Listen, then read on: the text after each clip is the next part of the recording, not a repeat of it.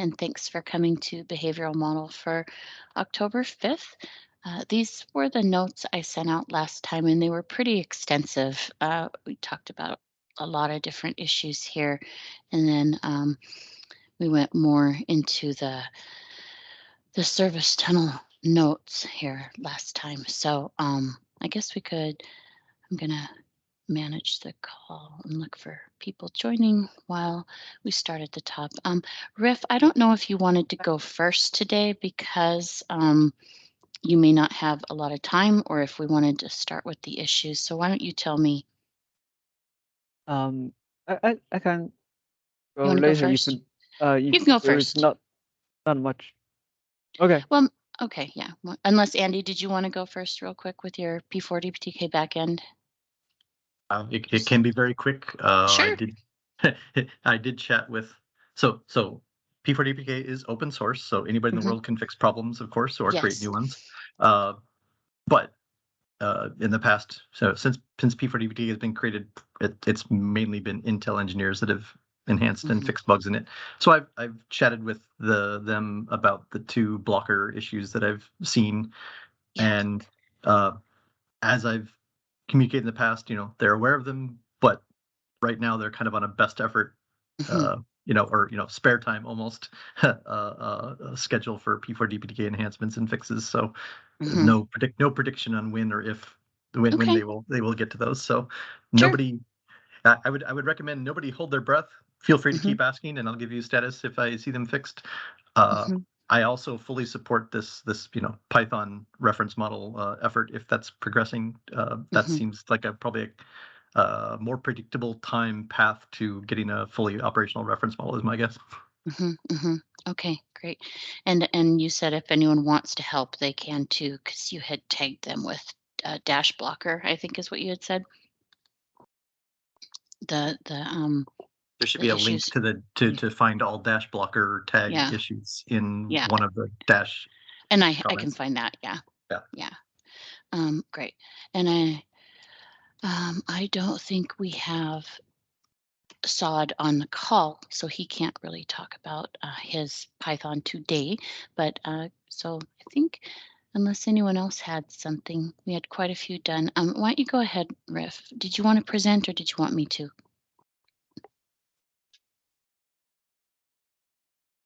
Riff, you're on mute. Sorry, I can present. Okay, yeah, go for it. If you don't mind. Yep. Yeah, I'm just going to take notes. Okay, sounds good. And thank you, Andy. No problem.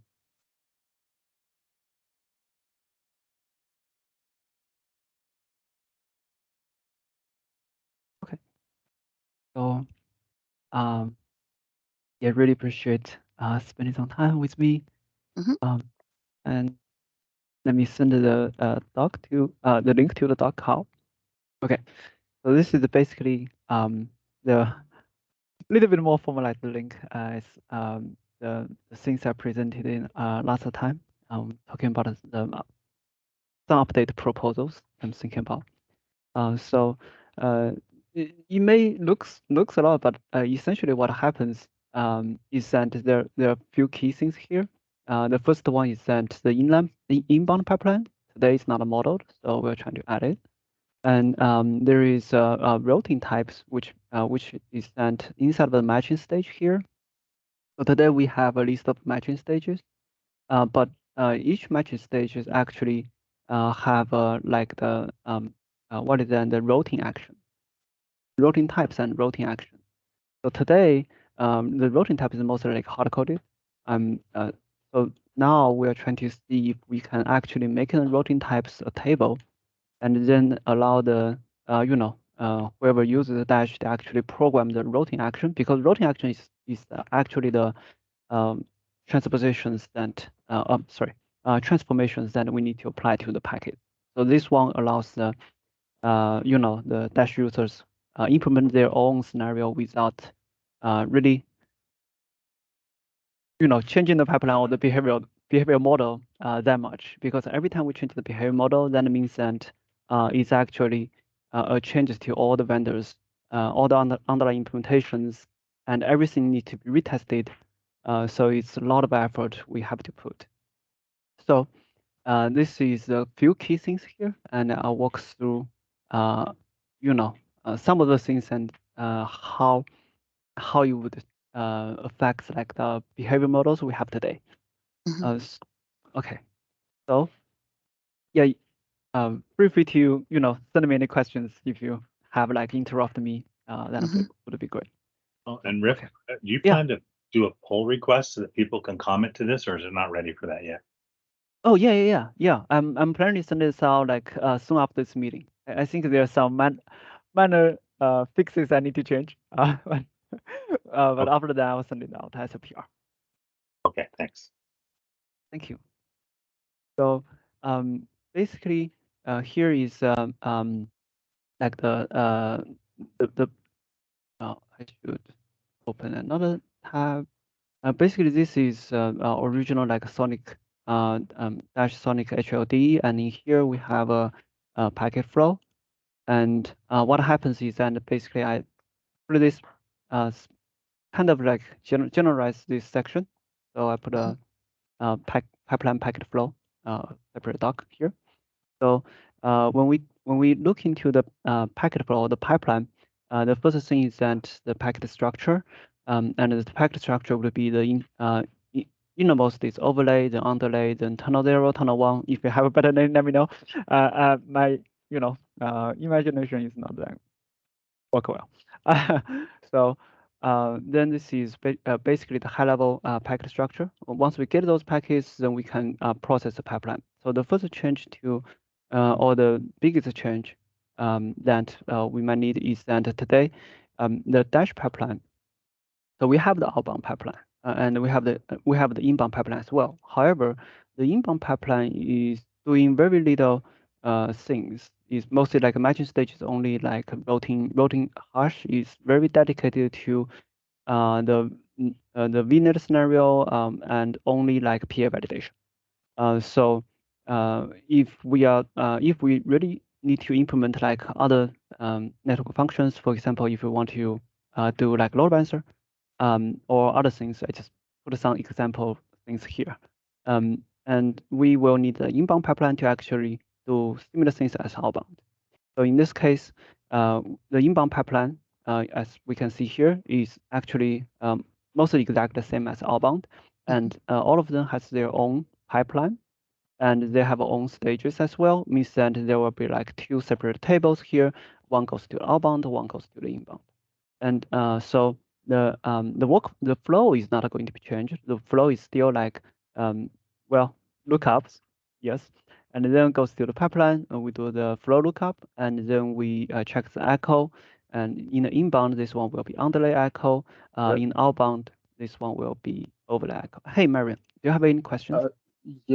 So since they look, I don't know, they look identical, so why do we need two instances and not just one? Because when we create the flows, say when we apply the actions and we create flows, we need to know like the forwarding flow goes here while the reverse flow goes here. So the two pipeline is kind of like bundled together.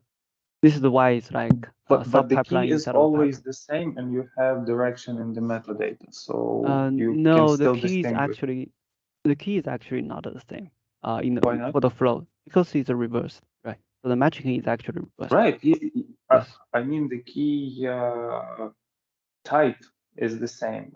It will be reversed, so that's why you will have two entries in one table, and one forward, one reverse. But you don't want like the outbound matches the inbound flow, right? So they're actually like two tables. Well, logically, it doesn't have to be like physically two tables. It's basically the same as all the. Yeah, I'm talking about logically. Why do you want to split them logically, and then do you expect to produce two sets of APIs for each one of them? So this is how to say that, like this is the thing. So basically the APIs, I think the flow APIs, we actually have a proposal, and in that case we'll have a direction here to actually specify like it goes to outbound, not the goes APIs, to inbound. just maybe any other table Yeah, I think it's not different than any other pipelines like today in the industry. So basically, no matter if you are NIC or if you are switch, you always need to tell like if the packet is actually from the host to the network or from network to the host. I think But you have this in the even in Docker, metadata. it's the same thing. It is in the metadata. You have Yeah. this information, so you can. Yeah, Probably it will yeah. be better. I So will return to this question when we will maybe yeah, like have so some example or something. so basically, so let me see, the pipeline lookup, right? So the pipeline lookup I mentioned here. So it's a logic concept. So physically, underlying implementation could be as simple as a metadata field. There's not that different. Mm. Yeah. Yeah, but I'm more worried about the like, how the APIs will look like. Will you Yeah. have two Mhm. two instances of APIs to program the same looking table? We could have a so we actually proposed the Flow API, but if you want to take a look, it's already like public. I think I sent it out. I'm talking about other tables, not only contract. Yeah, Other other tables are also yeah. Mhm. Other appearing table in we both could, pipelines. yeah, I think it's all about like the details, like how we want to design the APIs. I think that is more flexible. So if we want like sensitive APIs, just put a direction attribute over there. I think that is also doable. That's not too much different. But the thing is that what we need is actually, for example, if you want echoes, right? We want those echoes to be outbound.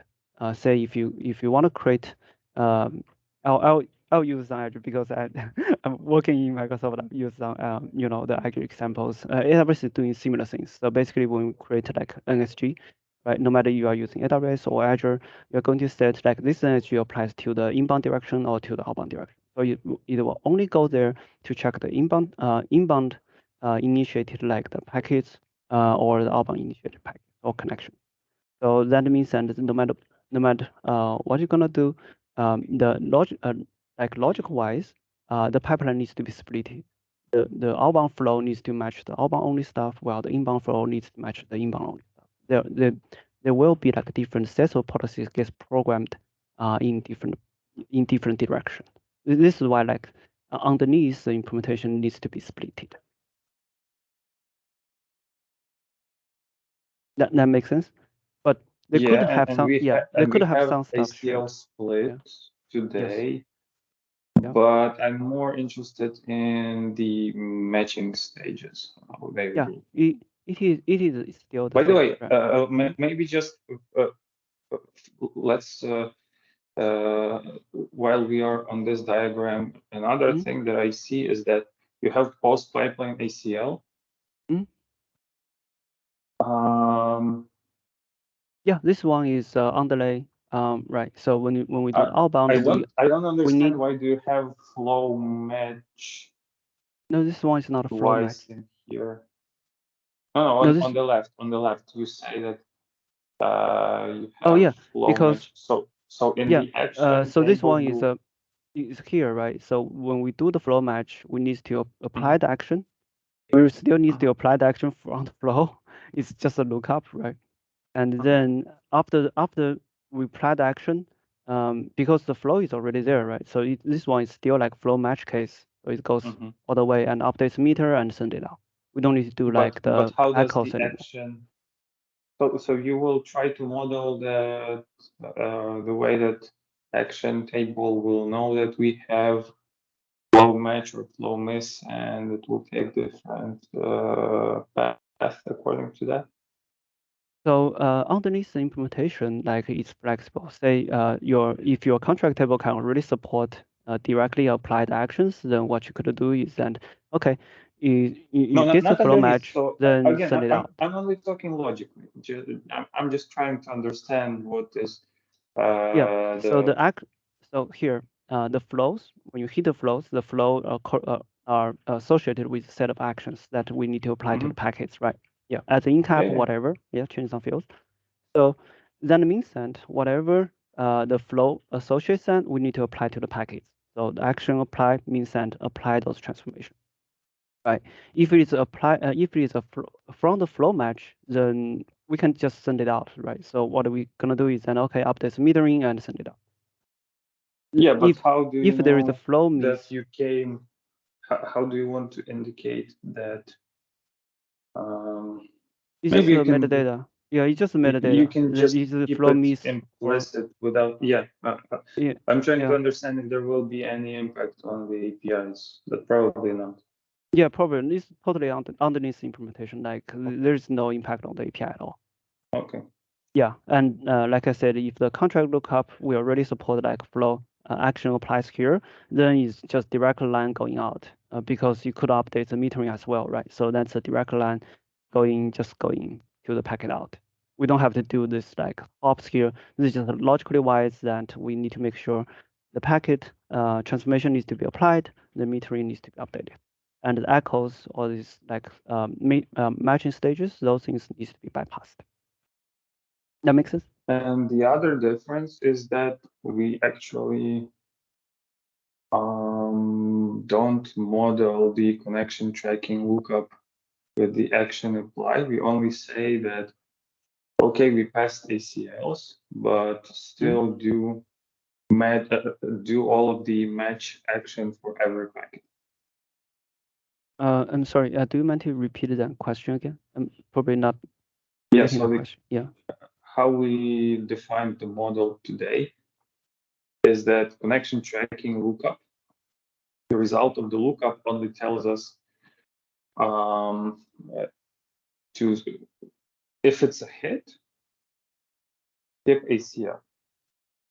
If it's a miss, go do a lookup on the ACL. That's it. So what you're proposing here is that we should store the metadata for the action apply. That's different. No. So today, if it is if the flow miss, it goes to the ACL and also needs to do all these matching stages, right? No, I'm Which talking means about that like flow routing. hit. So flow miss is how you drew it. The flow match. Yep. Flow match, you This don't arrow have to do those. goes to matching tables, not to the action apply, but to the matching tables, because we don't carry metadata with the contract look. Yeah, and that is like I don't think that is the right thing to do, right? So because if the policy changes, you're going to change the flow.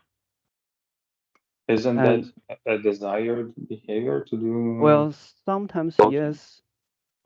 Yes, sometimes yes. But sometimes maybe not. Say. So that's something new, by the way. Yeah. Maybe it's not called out explicitly, but I will need to look at the flow simulation document. But the philosophy in Dash was that if someone applies a policy change from above, we need to apply this policy change to the existing flows. That's why this flow match was going to matching tables, not to the final encapsulation and just doing this short circuit to final anchor. Okay, so then I don't think today the flow risk simulation is kind of modeled at all in Dash model. Because it is. You just apply a new configuration and it happens. I thought that flow resim was packet triggered, wasn't it, guys? From last time we talked. I don't recall anything like that. Because I remember some discussions say when the VNet mapping gets basically the one of the matching stage, like the mapping stage, the policy gets changed, we may need some updates, but may not be other things. Echoes needs to be changed, yes. But I'm not sure it's like widely applies everywhere. But logic. So well, if we want, that's interesting because if we will start to distinguish, then we actually need to, as you said, model flow risk simulation in the pipeline, because we would need the user to tell us or define it in the pipeline Yeah, and that's explicitly the what needs to be resimulated and what not, because what you have that's in what I here heard. is That's from the interesting. discussions I heard, because there are some discussions saying that we need to add a flag in the the mapping table to say, okay, if this thing is changed, please resimulate. I don't know if that thing's like finalized. But if we say our philosophy is that if anything gets changed, we have to like do the thing. Then I don't really mind like change this line to here. If that is a desired behavior. At least that's how it is described today in Yeah, Dash and documentation. and in that case, then we should not actually have a flow match case, because that means that for example, echo changes, right? We need to also apply the new echoes. If the customer says, "And oh, okay, I don't want this VM or whatever," sends the packet out to certain destination via certain protocol, then they can change the echo table. And in that case, we actually should terminate all the existing connections. That means that there is no flow match line at all. It's always like flow miss. So that means the contract lookup doesn't really do anything. No, that's I would need to maybe.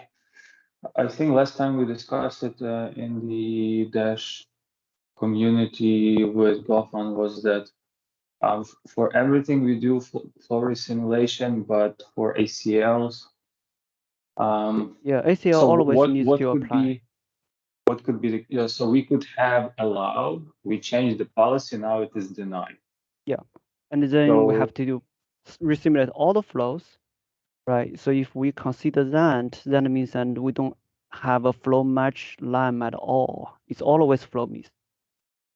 If we want to reflect it in but it cannot be always flow miss, because the reason why we do connection tracking is that because ACLs are asymmetric. For the same flow, in the forward direction you may have allow, in the opposite direction you may have deny.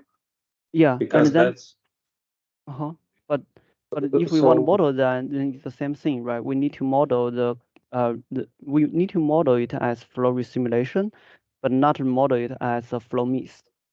That makes sense, because if we change the lamp to here, then it means that there is no flow match lamp anymore. It's like flow miss always. no, right? no, Same thing applies to the you echo. skip ACL. After you learn the flow, you skip ACL. The problem is that we didn't do flow resimulation for ACLs, which I agree that is missing with from current pipeline. Okay, so Marian, then let's discuss one case for load balancer.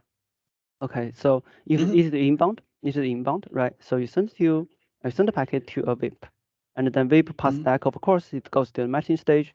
The matching stage, I actually have an example here. So it goes to matching stage, and then that's a good example. Yeah. So you want to retain your mapping of VIP to DIP, right? Right. Yeah, and then it is a port mapping, right? So this one is L4. There we go. The port mapping table. So it's L4, and it goes to a tunnel, and then this one is basically a tunnel net. So tunnel net is then add a tunnel and nets the destination accordingly, because it has to be matched, right?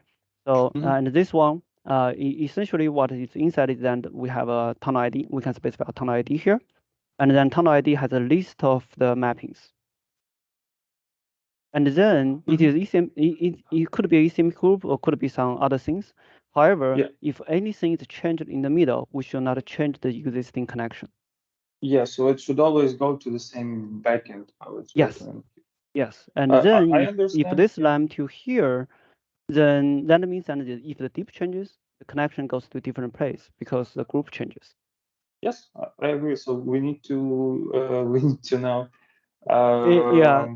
change the definition of the pipeline and maybe look into the documentation what we have written there, because it wasn't modeled like that initially. I'm just saying it wasn't. Not like it was better or worse. But yeah, I think what you mentioned is actually makes sense. It's just like I feels like we should model them as as a specifically flow resimulation. Say, okay, if any policy changes, we just whack the connection tracking table, like let everything go through, the old path. No, I but think you probably cannot do that because that will not work with asymmetric ACL. The symmetric ACL actually, that's the desired behavior, right? If there's ACL changes, we need to simulate every single flow because we don't know how the ACL will affect all the existing flows. I'm saying, okay, so let's take this example. So something changed in the so you have some flows in the contract table, right? And it is in both directions. The flow is learned in forward and reverse. Now let's say something in the mapping table changes, which wasn't relevant to flow A. Flow A was not affected by that change in the mapping table. It still is the same flow. If you would now remove those entries from the contract table, you break a connection because the way ACLs were defined was that one of the directions was denied. So the connection was open in the right direction. You learned the contract entry, so the opposite direction was open for this specific flow. Now, if you would flush your contract table, the opposite direction will start dropping packets.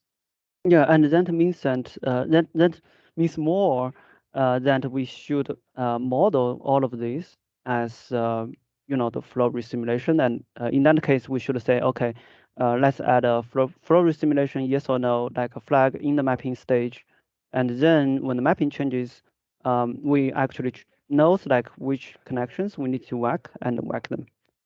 So that would be a flow resimulation. better But way, my point is that flow resimulation isn't flushing contract table. Flow resimulation is iteration over the contract table and applying these policies again.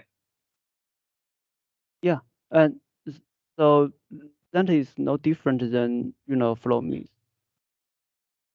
It is because it because it's evaluate all the policies anyway. No, but the thing is that how do you evaluate those two directions of the same flow? Do you evaluate them together or separately? You have forward and opposite direction. You have two entries. How do you evaluate them separately from one another? Because one of them will fail due to ACL. Although ACL didn't change. Yeah, and that's even more. That means even more we should model or have a different conversation about how to model the flow resimulation. I don't think it actually changes the pipeline. That needs a dedicated, because as well you already mentioned like so many different corner cases.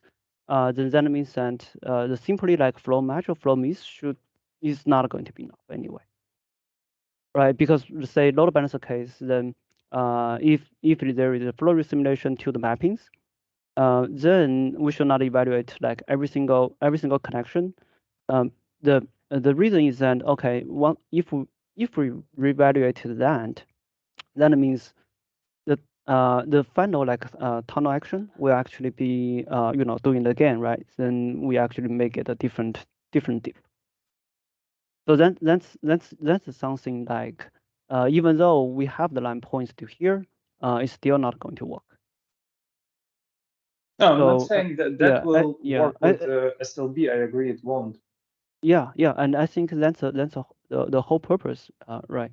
So it's that the Dash API should not just scope to very limited set of the VNet scenarios, and it should be like more generic. Should be able to do more things. It's like right. Yeah. So Riff, this is Ashutosh, right? I think so. I think what you're saying, I agree with that. There's, if you want to do any kind of, load balancing or the fast path, which was described earlier, then you will need this flow diagram. But problem is this does not work for the flow resimulation at all, right? Would you agree that at least this diagram, right, what you're showing doesn't work for flow resimulation? Because basically in this diagram, there is no resimulation. And because the flow resimulation today is not like fully like model at all. Yes, No, agree. I know, but yeah. the question here is that when it is modeled, right? When it's modeled, what will I think happen? it's just like, yeah, then that's what happens is that, for example, it's just like what we should do in a contract lookup table, right? If we say, okay, simply remove the like the flow, it's not going to be enough.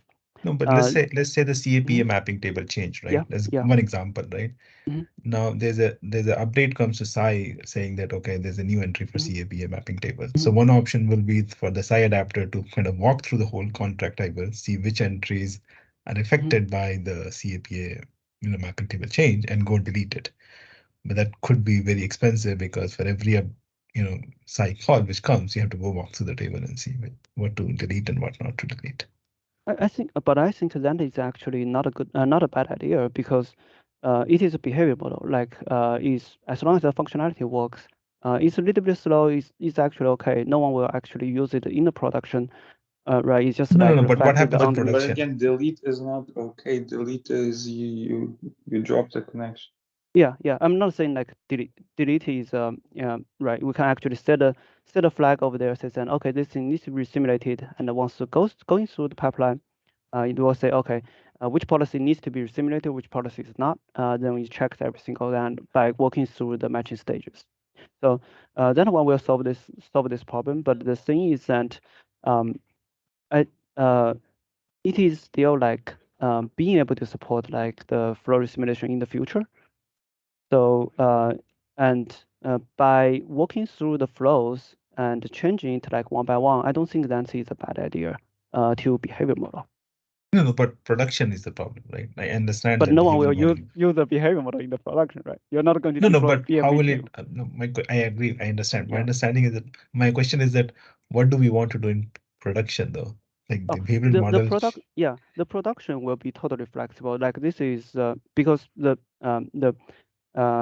dash, right, just defining the Psi API level. So that's the purpose, right? But under the Psi API level, what we could do then will be totally flexible, because we can actually have the we can actually track the CA or which policy created which flow. So when we create a flow, the flow can contain the policies information, and when that policy gets changed, it actually can find those flows and sets the flags internally. So then it totally depends on the the different DPU, different vendor, like the underlying what they could do. That's a good question actually. So if I understand correctly, flow simulation should be below Psi API. Yes. It's just like above Psi, it's just like a flag says, and okay, do you want to resimulate flow or not? Or there is a big hammer says, and hey, please resimulate all the flows. Like something big is changed, I don't know what to do now. Because when internally when you do flow simulation, that is actually it will cost resources.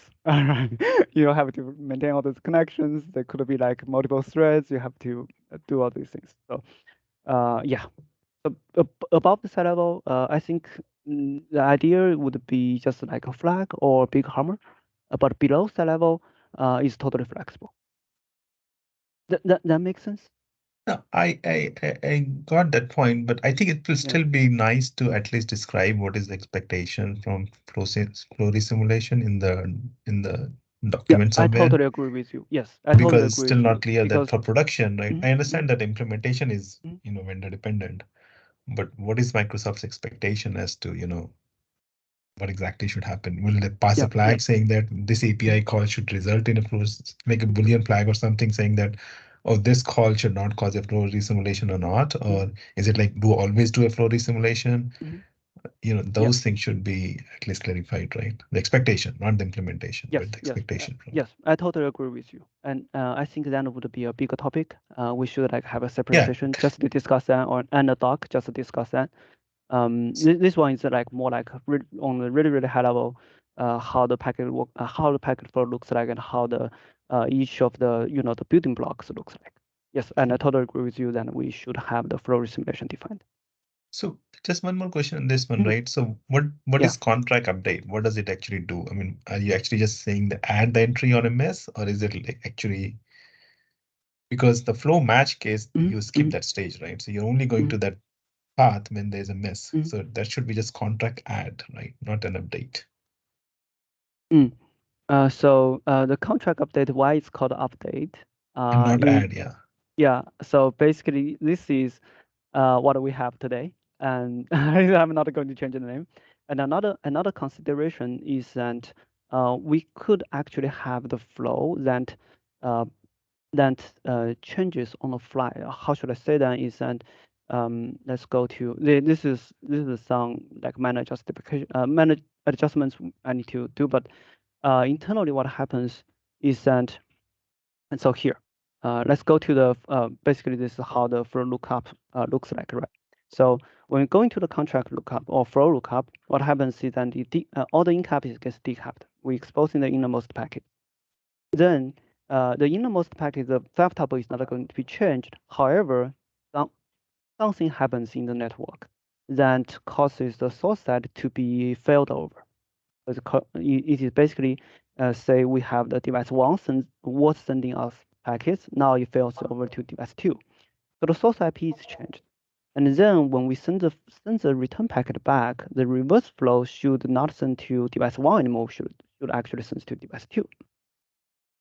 So what could happen is that if we're not changing it, the one will update the reverse flow, which will just like blindly send device 1 and all the packet work is dropped. So in order to address these failover cases, what we need to do is, let's go back to the here. What we need to do is that in the contract lookup, although it's matching the inner fab tuple as a key, but when we do the flow matches, the flow should actually contain the source information from all the incaps. If any of them actually gets changed, then it should treat it as a flow miss by going through, or flow simulation in this case, not really a flow miss, by going through the pipeline. That's a different No, problem. it's actually why it's called contract update. Because I don't think so. I think it's update because like on the fin packet, you will remove entry from contract table. That is also a case. Yes, you can also remove on the fin. Yep. That's another case. Yeah, so it could be like add, it could be in place update, and it could be removed. So it's basically theoretic.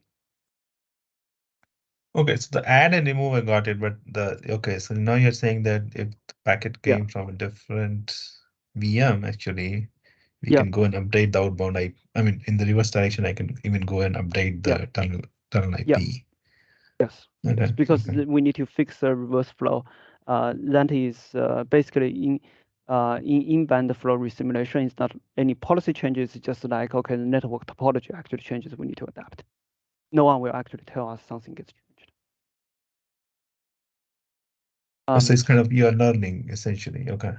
Yeah. So it's basically like learning. Yeah, you basically like learning. Yeah. Okay. Got it. Okay. Yeah. So it is all this. It is literally CURD. This. Yeah. It's a Mac move and you learn the new port is equivalent. It's just that in this case you're learning a new tunnel essentially. Yes. Okay. So contract update, I think it is actually a proper name. But yeah, other questions? I don't have a question. I do have a time check. Are you guys doing okay on time? Or Riff, do you have another meeting after this? No, I don't have any meetings after this, but I think the time check is actually great. So how about this? I send this doc out after I polish it slightly repeat. I send this doc out as a PR, and we can all review and leave comment in there. And if anyone needs like a private discussion, just let me know. Send me messages, and we'll be happy to answer any questions, and also discussing the PR. So, and we can meet next week. That's 2 weeks, right? Next Behavioral week is models off week. every 2 weeks, every Oh, other okay, week. I see. But we can do the Wednesday. If anyone has any questions, we can do the Okay. next Wednesday morning dash meeting. Okay. Yeah. So we can slice off maybe 10 or 15 minutes in the community Yes. call, and then if there's not a ton of other stuff, and then we can bleed it over into the next behavioral model call. Does that sound good? Yeah, that sounds perfect to me. Okay, this is really interesting. Mhm. I've just been sitting here listening. I feel like I've been learning a lot. So yeah, thank you, Riff. Thank you. And Thank thank you, you. Marian. Yeah. Yeah, guys, if you have any questions, throw them in the chat or send an email to Riff or get a hold of us somehow. And I guess we'll end 1 minute late. I'll stop the recording and I'll post it to the channel.